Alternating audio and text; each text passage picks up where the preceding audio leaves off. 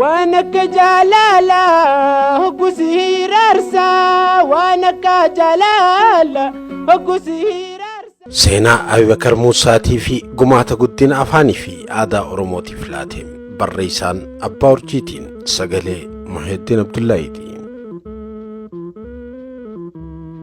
dandeettii kennaa uumamaatii fi beekumsa barataniin gargaaramuudhaan saba isaaniitiif waan hojjetaniin yookaanis laalaa fi rakkina saba isaanii hiikuudhaaf tattaaffata godhanii fi wareegama baasaniin seenaa saba isaanii keessatti boqonnaa miidhagaa namoonni qaban qooda gumaachaniin wal caalanillee yeroo fi naannoo mara keessatti hin dhabaman. Garuu waan hunda biratti dinqifamaa ta'ee hojjechuudhaan hawaasa keessatti jijjiirama guddaa fidaniin akka urjii bakkalchaatti hiriyoota isaanii caalaa ifanii mul'atan ammoo yeroo fi saboota hunda keessatti jibiriim. Jarri waan hojjetaniin waan bu'uuraniin yookaan xurree baasaniin hawaasa keessatti jijjiirama addaa fidan kun eenyummaan isaanii bararraa baratti hanga'am. Eega isaan addunyaarraa deemanillee bakka isaan hin jirretti hojii fi habaqaallee dhaaban hidda godhatee lallisaa deema. Hayyummaa fi jeenummaa isaanii kabajaa fi jaalala dheerinni yeroo hin irraanfachiifneen yaadatama. Maqaa fi yaadannoon isaaniitis dhalootarraa dhalootatti tarkaanfata.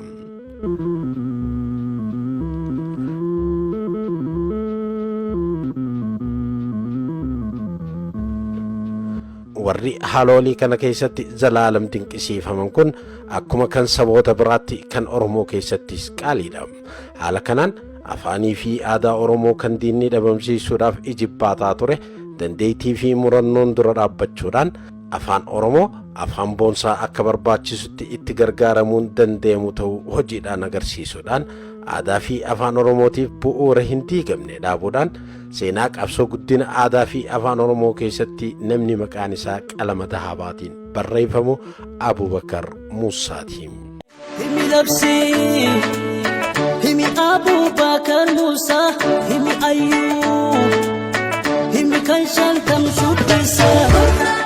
Abubakar abbaa isaa Muusaa Wadaay fi haadha isaa Faaxuma Haaji Alirraa baha Oromiyaa godina Afranqalloo aanaa Oborraa Onodadar araddaa Leelee gabaatti toora bara 1942 keessatti nama dhalate. Abubakar akkuma kaa'imoota hedduu yeroo sanitti akka ibareen barnoota amantiitiif hawaasa keessa sossoo'uu jalqabe. Yeroo tana barnooticha biratti aadaa fi hooda heeraa fi seera manguddoon ittiin hojjetanii fi hawaasaan gaggeessan qoratee if barsiisuun hawadame. Haala kanaafis afaanii fi seenaa biratti makmaaks, sheekoo, geerars, mirriis, hibboo fi kan kana fakkaatan qomeef guute. Isaa akkasiin waan dhagee sammuutti galmeeffachaa jiru toora bara 1959 magaalaa Dirree Dhawaa seene. Himi labsi himi Abubakar Musa himi Ayyub himi kan shantam shubbisa. Gaafni Abubakar Dirree Dhawaatti seene gaafa seedanni jimaa karaa biyya alaa yookaan Jabuutii fi Yaman erguu haala oowwaan turedha. Akkisan odoo hin turin Abubakar hojii barreessummaa fi to'annaa seedata erginsa jimaatiin mindeeffame. Gara biraatiin magaalaan Dirree Dhawaa keessa jiraachuun afaan Arabaa kan barnoota ittiin jalqabe caalaa cimsachuudhaaf barruulee fi kitaabban afaan kanaan barreeffaman baay'inaan harkatee dubbisuudhaan beekumsa isaa guddisuu fi haala mijaawaa uumeef. Kana malees afaan Somaaleetii fi Amaaraa akka baratu godhe. Kuni qooda guddina afaan Oromootiif laata irratti hedduu isa gargaare. Abubakar beekumsa isaa hojiin agarsiisuu fi guddina afaan Oromootiif qooda gumaachuuf karaan kan banameef hundaa'uu hawwisoo Afranqallootiini. Aya sirna gadaa caayaa Afranqalloo yaaddi salammiidhaa seenaan isaa malloo. Sosossoinsa galiin fiixa baate hunda duuba qonni isaa murteessaatu argama. Abubakar nama seenaa sosossoinsa Afranqalloo maqaa isaatiin malee hin kaafamne. Abubakarii fi waahillan isaa lama Ismaa'il Muhammadii fi Alii Shabbooddoo jalqaba bara 1962 hawwisoo urjii bakkalchaa tan hawwisoota Oromoo hundaaf hangafa ta'uuf jiraattu magaalaa Dirree Dhawaa keessatti abuuran. Maal dalaganii Ismaa'il khatti kana gatti أفعل بكرة دنيا بقول لك كذا كتب بيتي أبو بكر موسى هو يشوف أبتي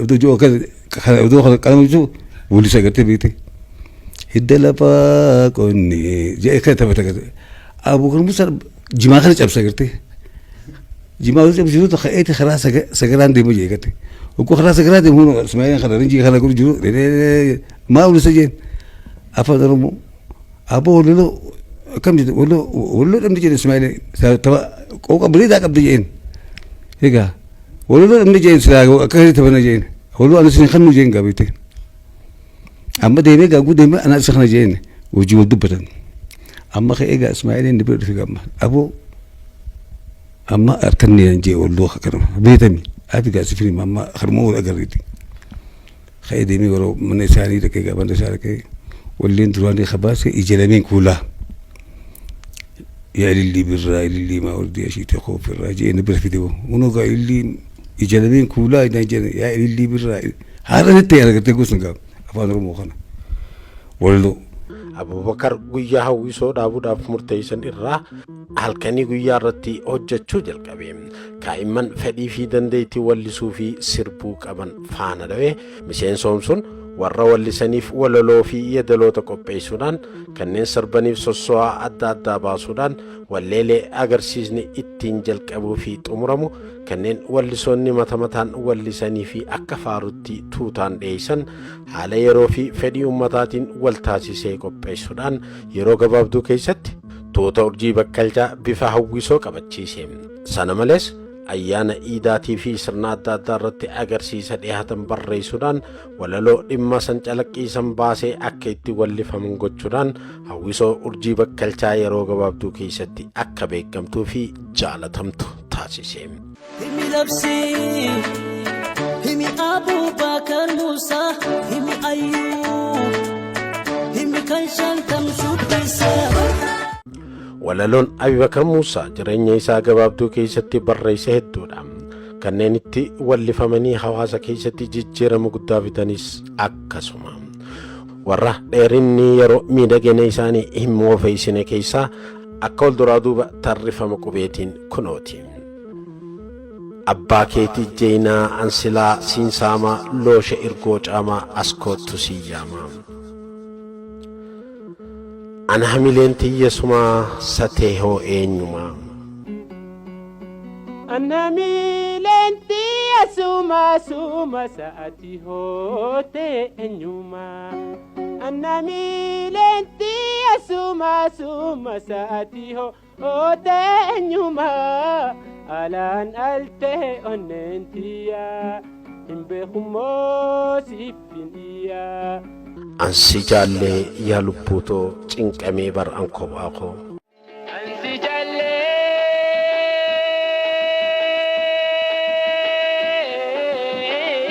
yaa lubbuutoo cinqamee bar'aan kophaa koo.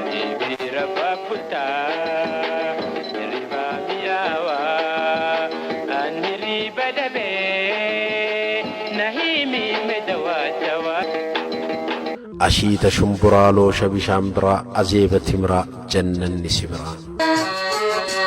Asheeta shumburaa loosha bishaan biraa asheeta shumburaa loosha bishaan biraa azeeba timiraa jannanni si biraa wayya jannanni si biraa boontu jannanni si biraa. Bareedduu bareedduu wayyaa bareechituu si birattiin kee kooyyaa qaceelchituu. Bariituu ganamuu waariitu galgaluu na duraa mul'ataa yaada ooleen buluu. Bariituu ganamuu waariitu galgaluu duraa mul'ataa yaada ooleen buluu. Birraannaaf barihee ililliin urgooytee dilii maaliin qabaa rabbii xiyya gooytee.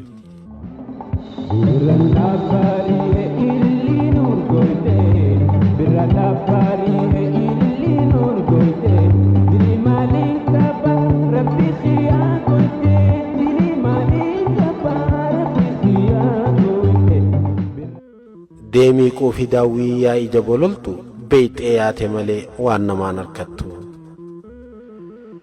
Dhageeytiyyaa dhageey gurraanii jaalalti dilli kuni waluu barraanii. Guyyaan guyyaadha inninu ni agarramee waliinu kee bareenni qaalinninu na boochise kee amallinu.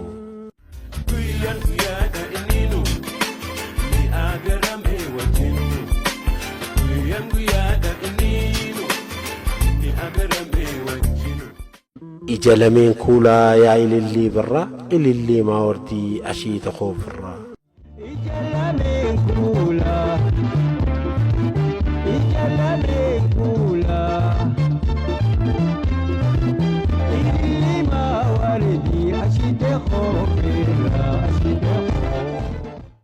Jaalalti jaalalami oytuu qacalee yoo akka jaala gaarii numaa hin beeyne malee. Jaalaluma jaalumaa jaalatan maaluma jaalatan duurumaa yoo dhaban sabrumaa. Kottu yaa biiftuu tiyyaa ifturaan si qabaa daawwitii tiyyaa sumaan daawwii qabaa. Kottu yaa ilillii ansiif hin wallisaa utaalee yoo hin dhufnee firraa hin callisaa.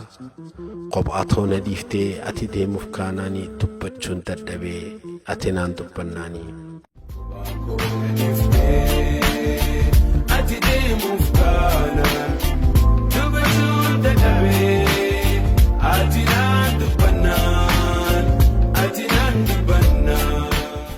Na jaalatti gama keetiin yoo hawwan kee ta'e malee kan atin feetuun fedhan ture isa akka isaanii malee.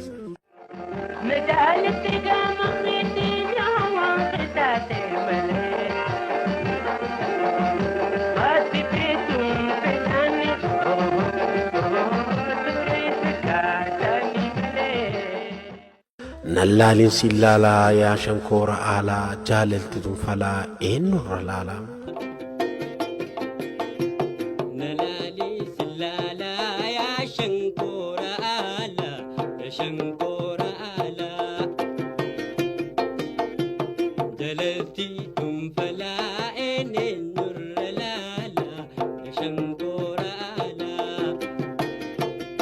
Nattiin jabaatin gaa yaa jaalallee ollaa si urjiyaan ajje'aa silaa waliin tollaa.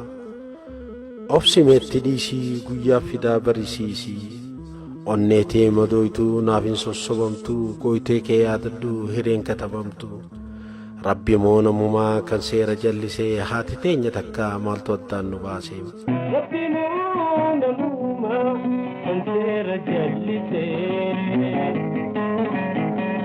Rabbi moo namumaa kan seera jallisee. Ati teenya takka maltu addaan nu baase. Ati teenya takka maltu addaan nu baase. Maltu addaan nu baase. Rooba moo gannaa waluu odeeffannaa osoo wal barannee waluu jilbeeffannaa. Si jaalle jaalala deemaa jaalalti ta'e deema deemaa.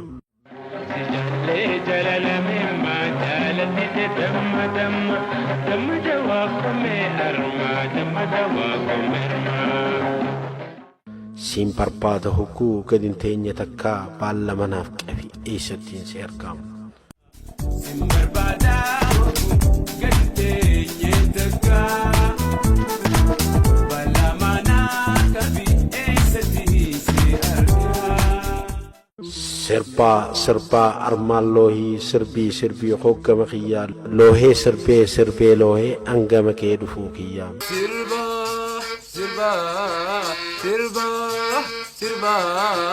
Sirba armaan loohii sirbii gamaalu loohii sirbii loohii hangama kee dhufuu kiyyaa. Takkaana hin yaadannee hamma jiru teetii yaabontuu naanahii ani hiriyaa keetii.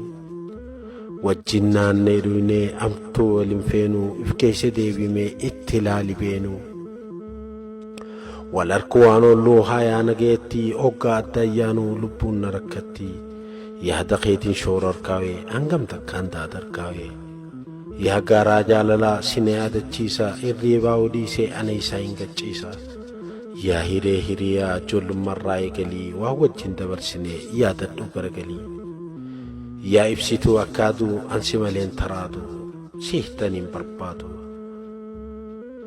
yaa ifaa uumamaa akkaaduu ifta yaadni kiyyasuma yaada keenaaf himta yaa ji'a kurna shana isaa yaa hangutaa yabadda isaa bareenni kee fuula keeysaa gammachuu eessaan si geessaan yaa moosina nuti akkaan si feena zannuubee zannuubaa bishaan dhandhama kee ayliinaa fayyisaa si malee eenyumaa qalbiina wayyeessaa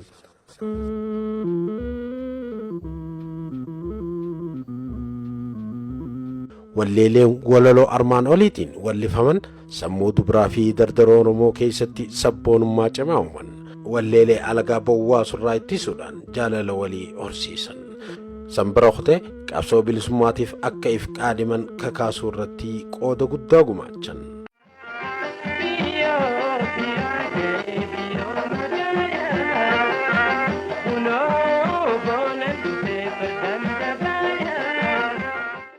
Abubakar Musaa seenaa haala hawaasa Oromoo keessa turee fi jijjiirama argamuu mara walaloodhaan yeroo yeroon galmeessaa ture.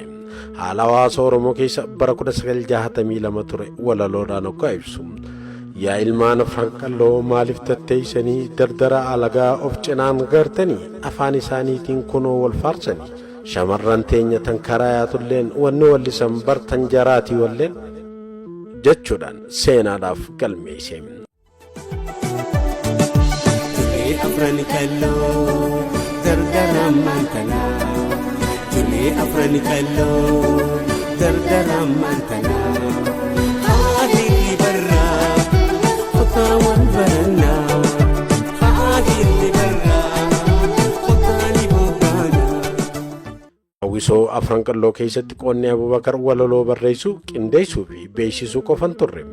Daawwii haala yeroo calaqqisan barreessee qindeessee namoota irraa qooda fudhatanis leenjisee ifiifis irraa hirmaachaa ture.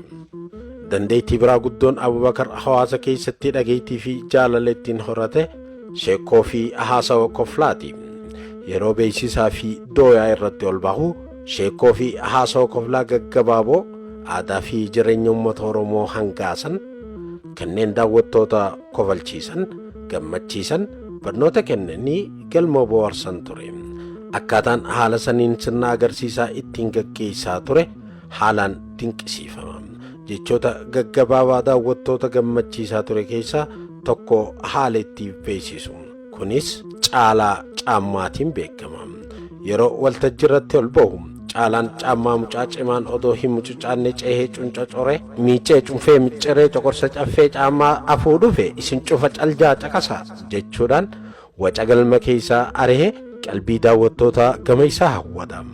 Akkuma beeksise kanatti wallistoota hunda haala isaaniitii fi walleelee isaanii waliin dhaadheessee dhiheessa.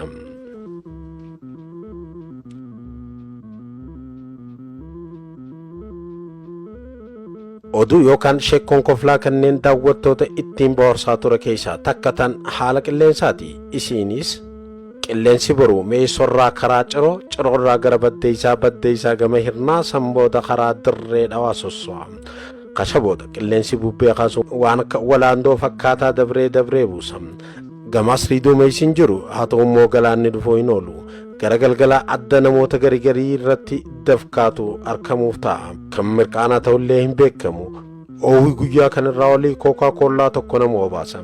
Kan irraa gadii buna baddeessaa siinii takka nama feesisa. Warri boodaa yoo haalli qilleensaa isinitti jijjiirame ana doktara keessan 9 seeqaan mari'adha. Tajaajilli kootis bilaashii. Haalli akkanaa kan biraa oduu haaraa xinniqqeeti. Isinis obbo Xoroon itti aanaa ministeera xaasoo xiixaan xiqqaan obboleessii ministeera finxiixaa kan uffanni qumxaa faxarri qiixaa subaanni baasta wakiilli oduu xarfattuu hara xinniqqee akkas xuruurfattetti dubbii xaxaatiittuu teenyaaf wixxifatee haxarfatee kopheelee isaa babaxxeessaniin baxxaq jechaa xarrifachaa osoo deemu mixaatis maxaxaaxaan tokko xam godhee fite xiqqoo dhaabbannaan garaan isaa akka nama xallaan xifteetti xillaa'u oduun hara xinniqqee tan qilleensarraan gama keenyatti itti ibsiteeti jirti tan jettuudha. yaa muciyyoo mana keessa jettu lawlo dilaaneen dhaabbee foddaan siinjoo haw akka kiyyaan kanoo mana keessa juu calaw fittina kaasee gara mana keessanii halaw ulaan cufaa taanaan godhee gaa qawqaw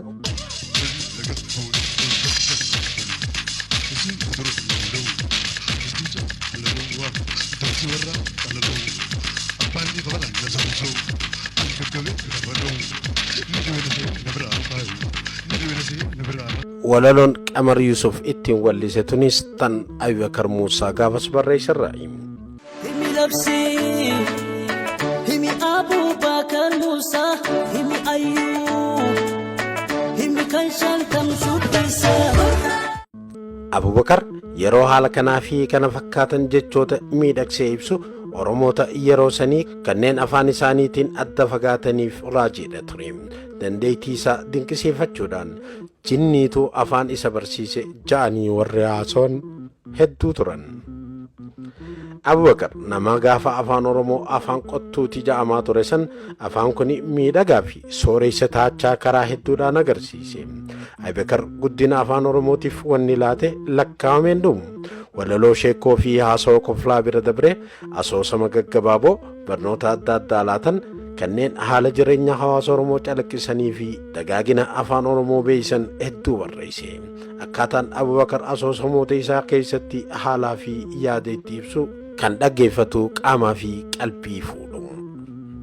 Barreeffama lubbuu abbaa dhabde jaamu kan odoo hiree maxxansuu hin argatin biraa deemerraa kutaa lammadaa keessa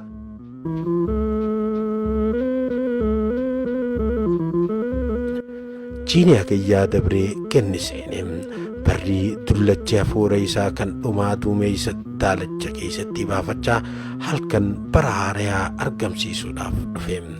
Dukkanti raaree fi lakkeen wal keesse karfaffuun heddumminaan harca'uu jalqabde. Hangaasuun waluma faana gaarran gubbarraa gara raaree walaqqisa. Jirkaa lafatti awwaalaa gooha galaanaa kan waalleen deemu fidde. Gaarranii fi leeyni dukkana keessa xalayaa gurraatti duutii irratti katabamte fakkaata. Ganda ededa qonyee lagarraa faca'e san hurreen adda baafte. Ifaa lambaa xixiqqishaa goojjoolee jajalloo keessaa billiq jedhu malee lubbuun namaayyuu qeensa jalatti galte. Beeyladaan okaya golee isaanii bira jirtutti dhiyaatan saroonni goda isaanii lixanii dhoqotan. Qilleensa karfafuu kan gaarranii fi laggeen iyyisiisee sagalee nama baareessitu fidu malee waa takka illeen alatti hin hafne. Akka waan uumaan haala bara dabreef jecha isaan irratti dallantee qabbantee hamtuunii fi karfafuun jabduun qottootarraa haluu ba'u jirti. Halkan dukkana qilleensa hamaa kana keessa gurbaan daaddaan isaa bara 22 keessa jirtu tokko galaanaa fi horofaa kana keessa kan qabbantii qadaaddaa qaama isaa qaata kokkoysite kan beelaa fi sodaan humna isaa fudhatan kan timni galaanaa huccuu isaa gurraatti dhoosee otoo hin ajjeesin kafana godhuuf kajeele. Ganda xirroorraa gara ganda damii muummeetti tattaafate. Gurbaan kun kan hoggaa ibdura deemuuf miila laatu akka waan namoota lubbuu qaban keessaa isa arguuf jibbetti qilleensi karfafuu wajjin lafaan dha'u. Kan abdiin laaftuun hongoonii hamaanii fi araraafamni jabaan isa keessatti hollolaa jiran akka allaattii goblaanis caphee laga keessa buutee galaannisii fuudhee hallayyatti darbeetti hollachaa akka waan duutii isa reebaa jirtutti tirachaa deema. Hoggaa humniti isaa dhumte tattaafachuu dadhabe. Inni isa keessatti ititee deema horofaa keessatti if darbee jireenya isaarraa waan qaama isaa keessatti hafeen iyyeensa guddaa sagalee sodaatan akka nama hobomboleettiin hallayyaa biliileetti darbuuf fudhattee fuula du'aa agarsiiftetti sagalee jireenya namummaa isaa tan qilleensa waa dhabaa keessa jiru iyye.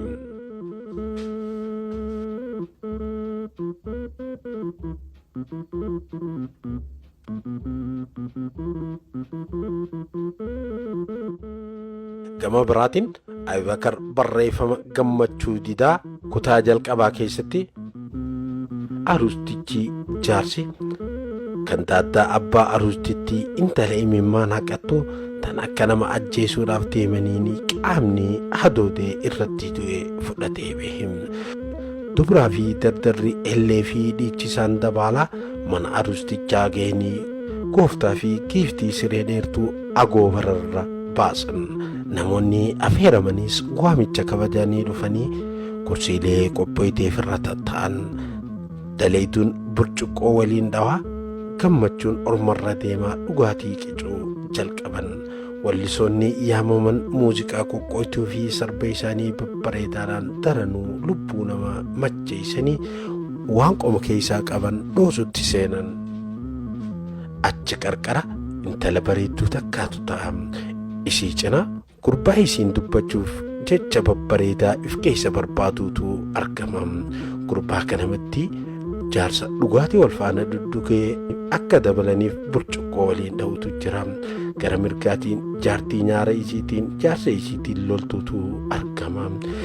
Isii tanaachis dullattii ilma isii tokkichaaf tan taatu dubrachi jiran keessaa barbaaduutu ta'a. Cuftii isaanii garba dhugaatiitii fi taphaa keessa limanii waallee irraanfatan. Lakkuma halkan walakkaa'uun gammachuun ormaa go'attii jijjiiramte. Surriin isaanii machoytee arrabni isaanii dubbachuullee dadhabe.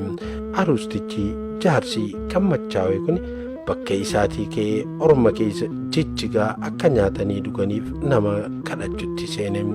Kun hundi hoggaa ta'u aruustittiin bareedduun ijji isii lameen nama rifachiiftuun odoo olii gad mimmil'attu gooha dila kana keessaa gurbaa tartaraa kan akka waan lubbuun isaa qaamaan adda baatetti kophaa isaa cinqamaa taa'uu agarti.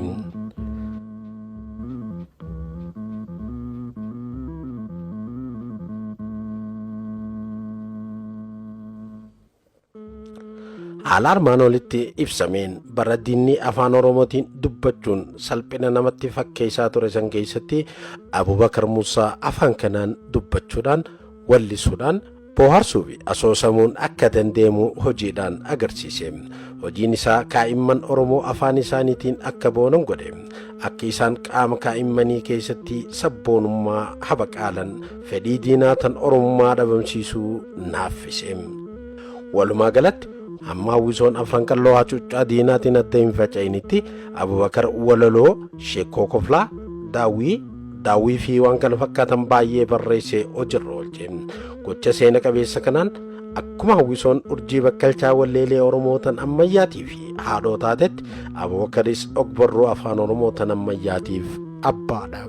Himi labsii himi Abubakar Muusaa himi Ayyuu himi kan shantam shubbisaa. Adoolessa 23 bara 1973 gaafa Haayile Sillaaseen olola Moqaadishoo keessaa itti ol xiixurraa gurra hawaasaa meessuudhaaf magaalaa Adaree Biyyoo keessatti raadiyoon irraa qophii afaan Oromoo jalqabsiise. Abubakar hojjettoota keessaa tokko ta'uudhaan mindaa'e. Carraa argate tanatti dhimma ba'uudhaanis fedhii isaa tan afaanii fi aadaa Oromoo guddisuu if qusannaa malee itti fufe. Sagantaalee isaa kanneen kofla keessaan barnoota laatan yeroo gabaabduu keessatti beekaman. Keessattuu qophiin torbaanii takka wajjin kofalluu jettuun sheekoo, hibboo, makmaaksaa fi waan garagaraa miidhagsee dhiyeessuudhaan onnee dhaggeeffatootaa fudhate. Akka oolte ooluu fi ooluu baadhee waa jaalallarraa qabda. Akkisee akkuma keetii ammallee goyyooyne Achi deemiti tan gaafadhu ani maal naan jetta. mee lola fedhii isiitiin intala obboleessi kiyyaatiin wal bara haadha teenya haalaaltu je'eeti obboleessi kiyya natti kenneeti. Ay qishnaa heetana nurraa dhiisa ka intalti obboleessa keeti yoomittu kana guddatte tan tanaan qixa dhalee dhaqabsiisuu ni danda'a obboleessa kee. Ijoolleen amma daddaftee guddatti malee intala guddoo iyyaan agartu tun amatuma 16 isaa isiitii barra intala akkasii miti. Haa mala kaysani ani maal todaangee mala kaysani. mee amma morama fedhii isiitii achi deemiti waan nyaannuuf waan dhugnu nu barbaadi beelaa fi dadhabbiidhaatu nu jira. Haa ni nyaata eeggadhu. Abubakar Muusaa Wataayii galgala adoolessa 12 bara 1977 qophii isaa tan raadiyoo irratti tan kutte gundoo tan hafte guddoo himaniin fixanii birumaa lixanii jechuudhaan yeroo sagantaa isaa xumuru waan isa mudachuuf taa'u karraage fakkaata. Galgaluma san isaa galateerratu naannoo waajjira raadiyoonatti rasaasa diinaatiin rukutamee wareegame Abubakar Muusaa.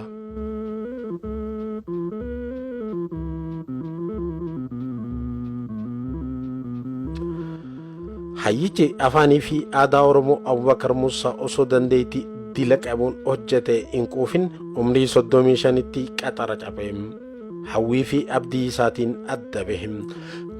Duuti isaa uummata Oromiyaa irraayis hayyuu beekumsa afaaniitii fi aadaatiin hiriyaa hin qabne galaafatte.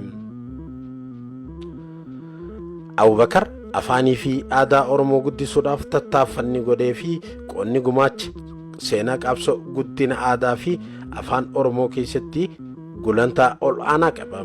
Inni bira wareegamullee hojiin isaa hin duutu. Walleelee walaloota isaatiin wallifaman keessa abadiif jiraata. Himi labsi, himi Abubakar Musa, himi Ayyub, himi kan shantam shubbisa.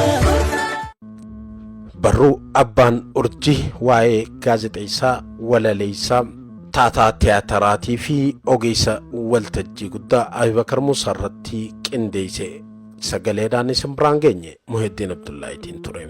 Abubakariif rabbi rahmataa godhu abbaa urjiitiif umrii dheertuu kan jechaatiin sagantaa tana xumura.